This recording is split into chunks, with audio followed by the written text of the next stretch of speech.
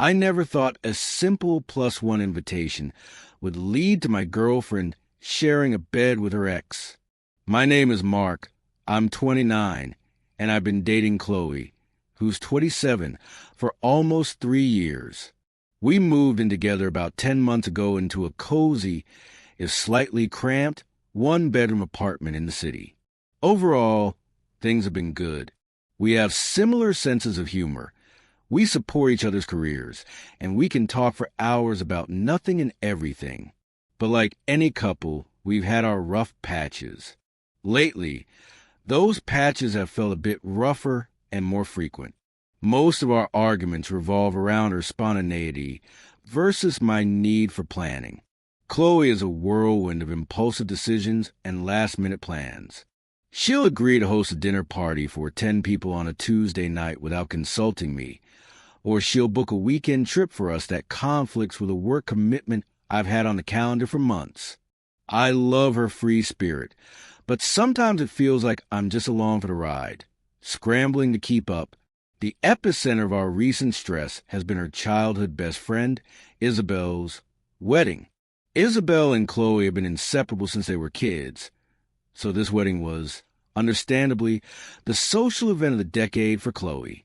She's been a bridesmaid for what feels like forever, immersed in dress fittings, cake tastings, and bachelorette party planning.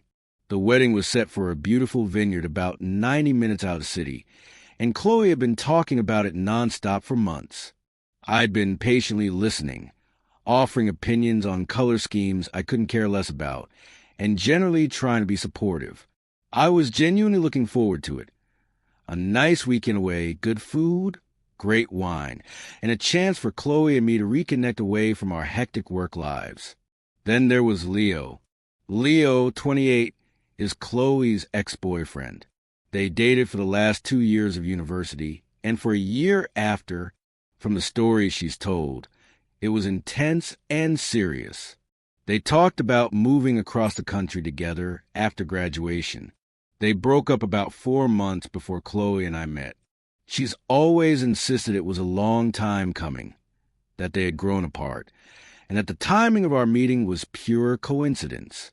The complicating factor is that they remain friends. Close friends. This has always been a point of low-grade anxiety for me, a pebble in my shoe I've tried to ignore.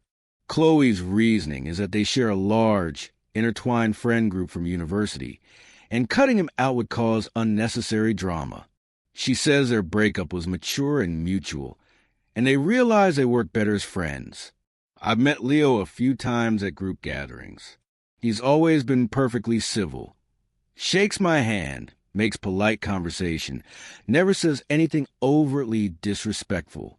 But there's an unspoken understanding between them, a shorthand that excludes me. They'll laugh at a reference I don't get, or share a look when a certain song comes on. It's like watching a play where everyone knows their lines except me. About a month ago, the official wedding invitation arrived. Chloe was over the moon, immediately video calling Isabel to scream about fonts and finalize the timeline. She'd already booked a charming bed and breakfast for us for the Saturday night, and was planning a romantic Sunday brunch before we drove home. I was fully on board. I like Isabel, and I thought this would be a perfect, much-needed escape for us. Then, 2 weeks ago, the bomb dropped. Chloe came home from her yoga class, her face flushed with more than just exercise. "Hey, babe, we need to talk about the wedding," she said, her tone a little too bright. "Sure," I said, looking up from my book. "What's up? Do I need to rent a tux after all?" No, nothing like that." She sat down next to me, tucking her legs underneath her. "So, I was thinking, and I talked to Isabel about it, and she's totally fine with it." I braced myself. This was her "I'm about to do something impulsive" tone. "Fine with what, Chloe?" I asked Isabel if I could bring both you and Leo as my +1s. The silence in the room was suddenly deafening. I blinked, sure I had misheard. "You what?" "I asked if I could bring both of you," she repeated, as if she just asked if she could bring an extra dessert. Leo really wanted to go, since he's friends with Isabel too, and he doesn't have a date. And this way, I get to have both of the most important men in my life there with me. Isabel thought it was really sweet. I felt like the floor had dropped out from under me.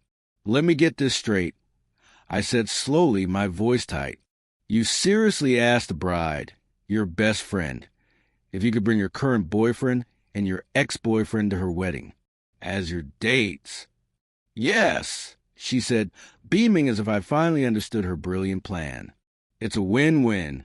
Leo gets to come, you and I get to be together, and I don't have to choose. Chloe, that's insane, I sputtered. It's completely inappropriate. How could you put Isabel in that position? And how do you think that would make me feel, being part of some bizarre trio?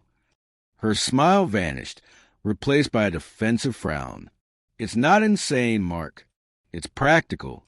And I didn't put Isabel in a position. She was happy to say yes. Leo is her friend, too. You're making this into something weird and dramatic, and it's not. It is weird. I insisted, my voice rising. I can't think of a single person who would be okay with this. It's humiliating. Can you imagine what everyone would be whispering about? Oh, look. There's Chloe with her boyfriend and her ex-boyfriend. How modern. Ugh, you're so hung up on what other people think, she shot back. I thought you were more secure than this. I thought you trusted me. This has nothing to do with trust, Chloe. This is about basic respect and boundaries. It's about not wanting to be paraded around next to the guy you used to sleep with. She crossed her arms. He's just a friend. You've said yourself he seems like a nice guy. You both love sci-fi movies and craft beer. You could actually be friends if you stopped seeing him as some kind of threat. I'm not seeing him as a threat. I'm seeing him as your ex-boyfriend who you want to bring on a date with us.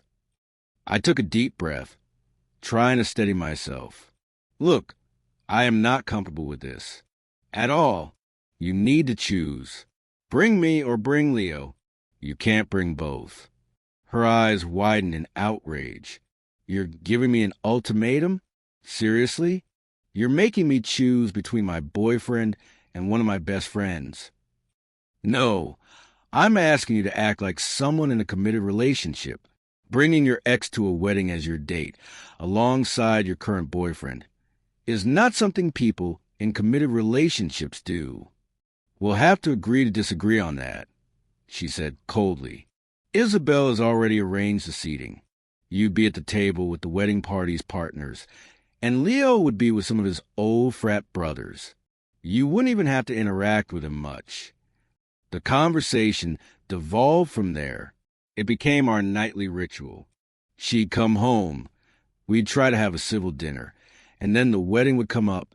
She'd accuse me of being insecure, jealous, and controlling. She'd say I was ruining what was supposed to be a joyful experience for her. She'd use that calm, logical-sounding tone that always made me feel like my feelings were irrational hiccups that needed to be corrected. I'm disappointed, Mark, she'd say, shaking her head. I really thought you were more mature than this. Noah would never make a big deal out of something like this. And that was the killer. The comparison. The subtle and sometimes not so subtle hint that Leo was a more evolved, more secure option. The stalemate lasted until last Friday. I came home from work to find her packing an overnight bag with more intensity than usual. All right, I've made my decision, she announced, not looking at me.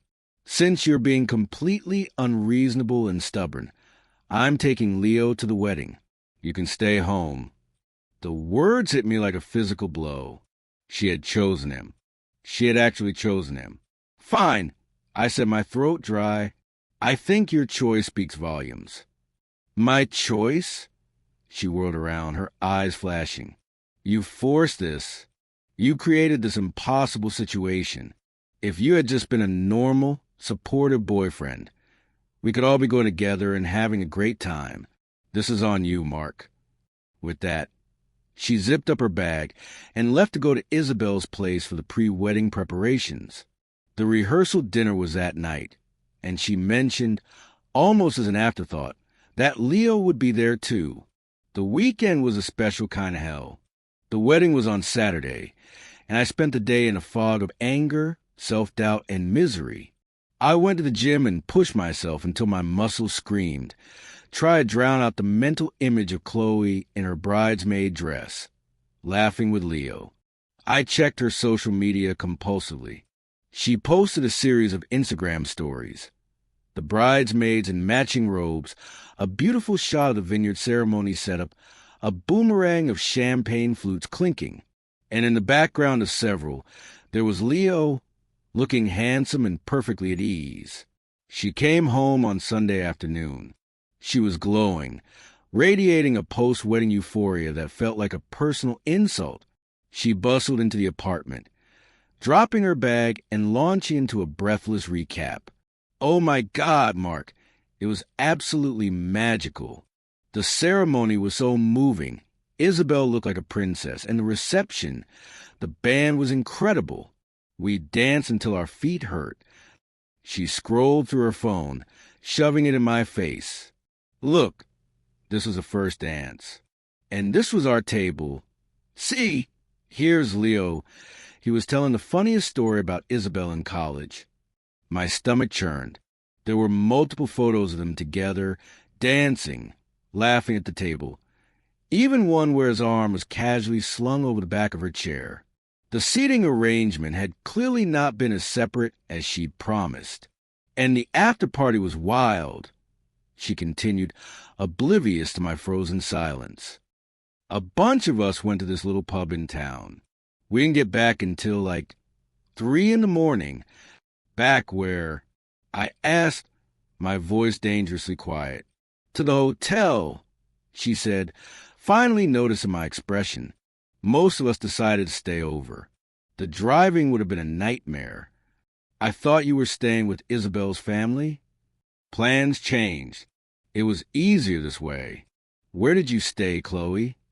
She hesitated for a fraction of a second. Well, that was the thing. With that big antique show in the next town over, all the hotels were pretty booked up. Leo had managed to get a room, the last one at the Vineyard Inn, so we shared it. The air left my lungs. You shared a hotel room. With Leo. It was just practical, she said, her defensiveness instantly returning. It had 2 double beds, before you start getting any ideas. We're adults, Mark. Nothing happened.